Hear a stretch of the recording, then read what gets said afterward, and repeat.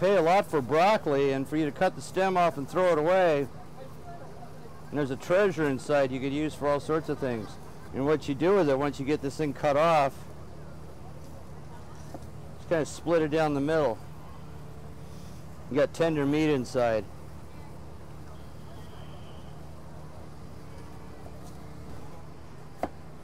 And you know you got a nice ripe one too. It isn't overripe if it's still got kind of a little bit of snap to it and the knife goes through it. It isn't rubbery. So with these, kind of cut them down a little bit more.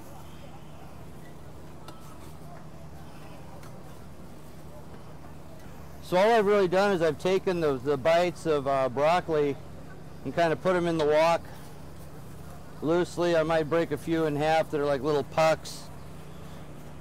I don't like to use a lot of oil when I'm cooking, so a lot of times I'll use vegetable broth or something like that, because vegetable broth still contains a little bit of vegetable oil. So to kind of give it a little bit of steam to work with, I'll start with a little bit of the vegetable broth. I'll put a little bit of tamari in it. Once I get a little bit of steam going with this and it starts releasing its own steam from the moisture that's inside the stems, then a little bit at a time I start adding a little bit of flavor. I throw some onions in it, green onions, salt-free garlic and herb.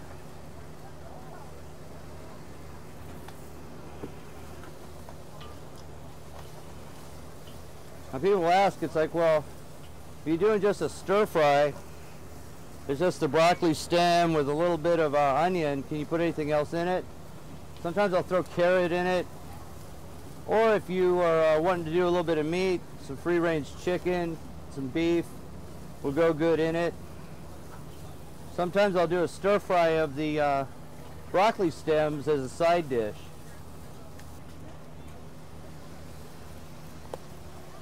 If you find you're having to add a little bit more as you're going, then you can kind of turn down the heat.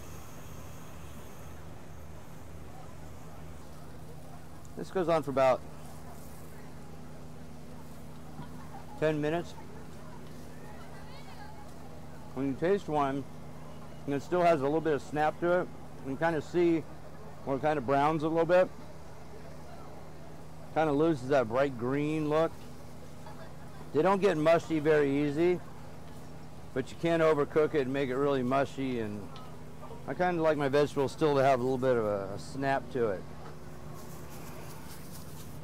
So then what I'll do, once I get this done, sometimes I'll also wait and take the onions and put it on as a garnish at the end.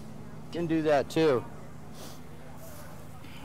The Hoisin sauce, I tend to use the, there's a Hawaiian BBQ sauce that I use. It doesn't taste so much like teriyaki sauce or barbecue sauce. It's got a real straight flavor to it.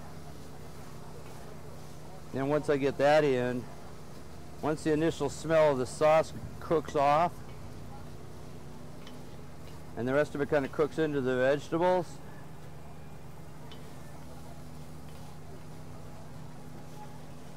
especially if you're doing a dish that's meat-free, this kind of gives it the same type of flavor you would have if you're barbecuing and the stems are actually your meat. So I'll kind of take it, still has a little bit of rigidity to it. That's right about there. You don't want any bitter flavors in it. If you find you're finding that, then maybe you didn't peel it.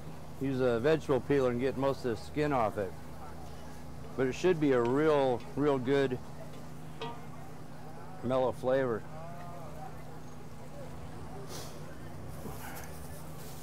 And then what I'll do too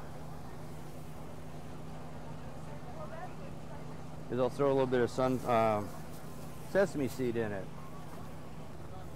So for something you'd serve along with something else, kind of makes for a really nice looking presentation if you get it on the plate. Some people like some sesame seeds, others don't.